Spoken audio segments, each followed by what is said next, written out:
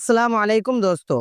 ہمارے ملک ہندوستان، پاکستان، بنگلہ دیش اور آس پاس کے علاقوں میں کنڈے کا تہوار منایا جاتا ہے۔ اس میں امام جعفر صادق کے نام سے فاتحہ دی جاتی ہے، جبکہ امام جعفر صادق رضی اللہ تعالیٰ عنہ کی نہ پیدائش ہوئی ہے 22 رجب کو اور نہ ہی ان کا انتقال ہوا ہے 22 رجب کو، تو پھر ہم سنی حضرات جو بھی اپنے آپ کو اہل سنت و جماعت سے بولتے ہیں، وہ لوگ امام جعفر صادق رضی اللہ تعالیٰ عنہ کے نام سے 22 رجب کو کنڈے کی فاتحہ کیوں دلاتے ہیں؟ ان تمام باتوں کو انشاءاللہ تعالی ہم اس چھوٹے سے ویڈیو میں جاننے کی کوشش کریں گے۔ ہر بار کی طرح وہی چھوٹا سا ویڈیو اور آپ سے آخری تک دیکھنے کی گزارش۔ آئیے شروع کرتے ہیں۔ امام جعفر صادق رضی اللہ تعالیٰ عنہ کون ہیں؟ امام جعفر صادق رضی اللہ تعالیٰ عنہ کا اگر آپ نسب جاننا چاہیں تو امام جعفر صادق رضی اللہ تعالیٰ عنہ کے والد صاحب کا نام ہے امام باقر، ان سے اوپر جو ہے وہ امام زین العابدین اور ان سے اوپر امام حسین، پھر حضرت علی، اس طرح سے ان کا نسب ہے۔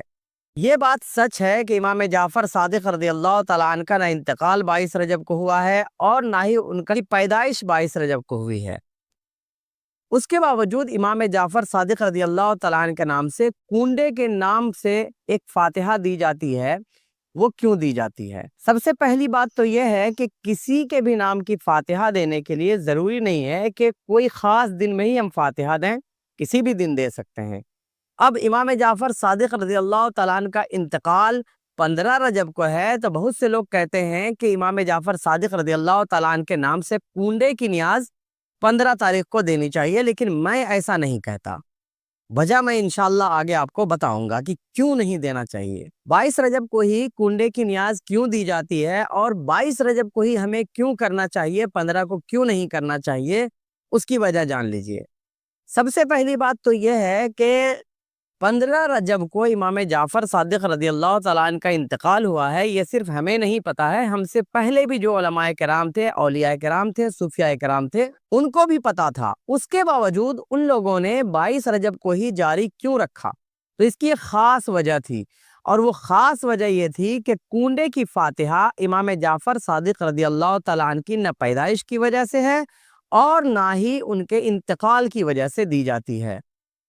تو اب شک یہ پیدا ہوتا ہے کہ امام جعفر صادق کے آڑ میں کہیں حضرت امیر معاویہ رضی اللہ تعالیٰ عنہ کے انتقال کی خوشی میں تو نہیں ہو رہا ہے یہ سب؟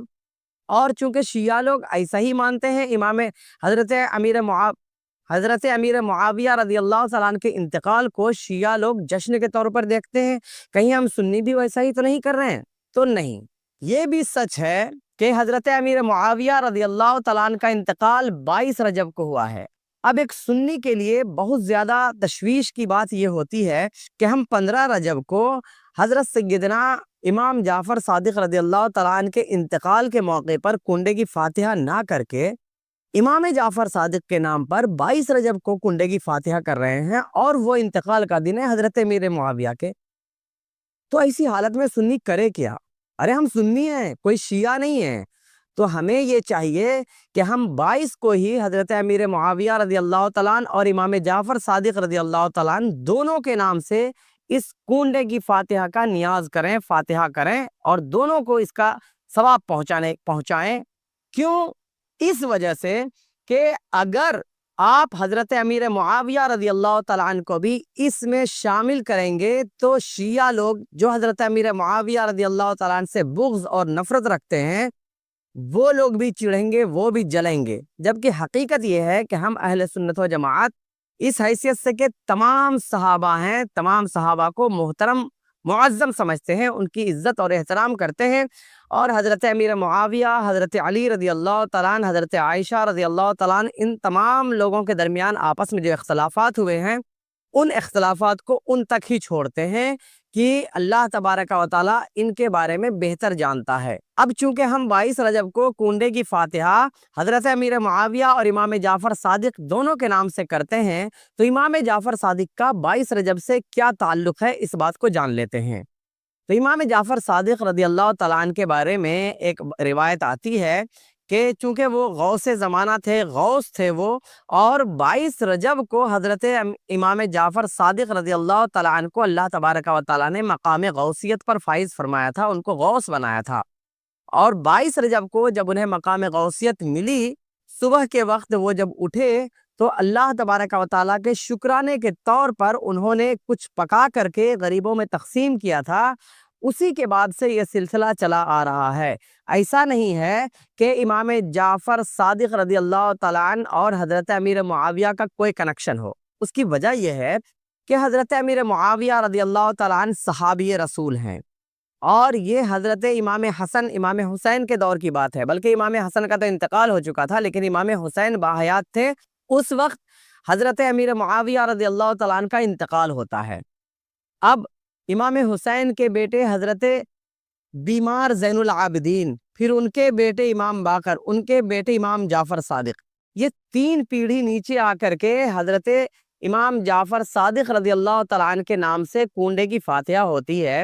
تو اب اگر کوئی یہ کہتا ہے کہ حضرت امیر معاویہ رضی اللہ تعالیٰ عنہ کے انتقال کی وجہ سے شیعوں نے یہ سب کیا تھا کہ 22 رجب کو امام جعفر صادق کے نام سے فاتحہ کی تھی، تو میرا ان سے یہ سوال ہے کہ جس وقت امام جعفر صادق رضی اللہ تعالیٰ عنہ اپنے ماں کے رحم تک میں نہ پہنچے تھے، اس وقت شیعہ لوگ امام جعفر صادق کے نام سے فاتحہ حضرت امیر معاویہ کے انتقال پر کیسے کر سکتے ہیں، یا خوشی میں کیسے کچھ بھی پکا کر کے بانٹ سکتے ہیں؟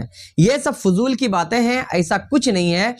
بے شک آپ فاتحہ کر رہے ہیں تو کرتے رہیے، اور فاتحہ کرنے کا طریقہ اگر آپ جاننا چاہتے ہیں تو آئی بٹن پہ کلک کر سکتے ہیں، یا اینڈ اسکرین میں آپ کو مل جائے گا کہ آپ امام جعفر صادق کے نام سے فاتحہ کیسے کریں گے۔ ویڈیو اچھا لگا ہو تو لائک کیجئے، زیادہ اچھا لگا ہو تو شیئر بھی کیجئے، اور نئے ہو تو چینل کو تو آپ ضرور سبسکرائب کریں گے۔ السلام علیکم ورحمۃ اللہ وبرکاتہ۔